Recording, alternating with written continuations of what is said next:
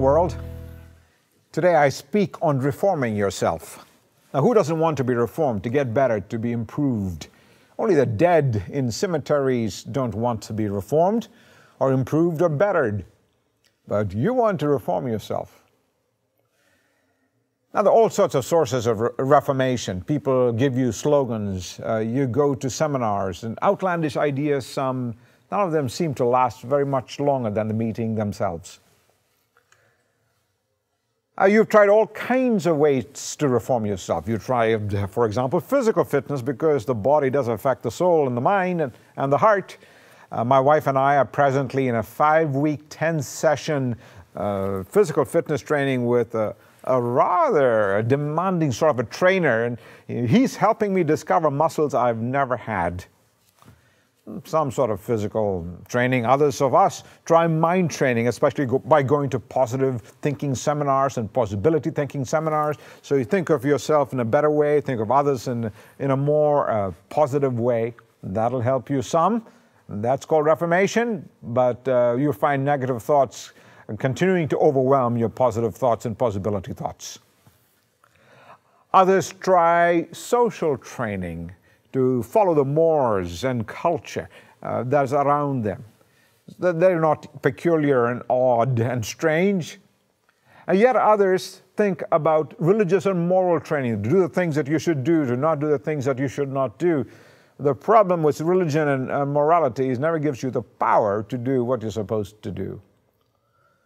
And then finally there's a sheer will training. I mean, there are some of you who are strong in will, determined to do right.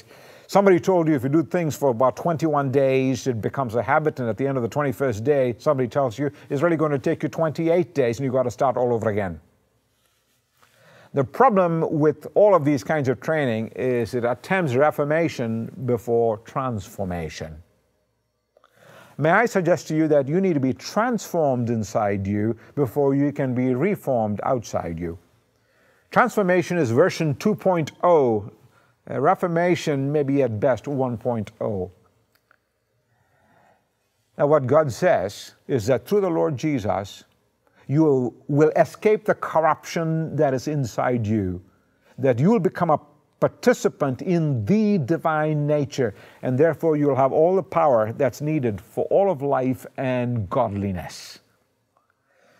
So he says, invite me inside your life, I will transform you, and after the transformation sets in, then all the reformation pieces can be put together. He writes the source code for this reformation and transformation. And so go to him. He's developed the application and the upgrade, and he can transform your life. So don't reform yourself. Let God transform you through the Lord Jesus. Send me a comment on Facebook. Click on the link below. I want to hear from you frequently, as often as you want. So we keep up this dialogue, because your life must be transformed.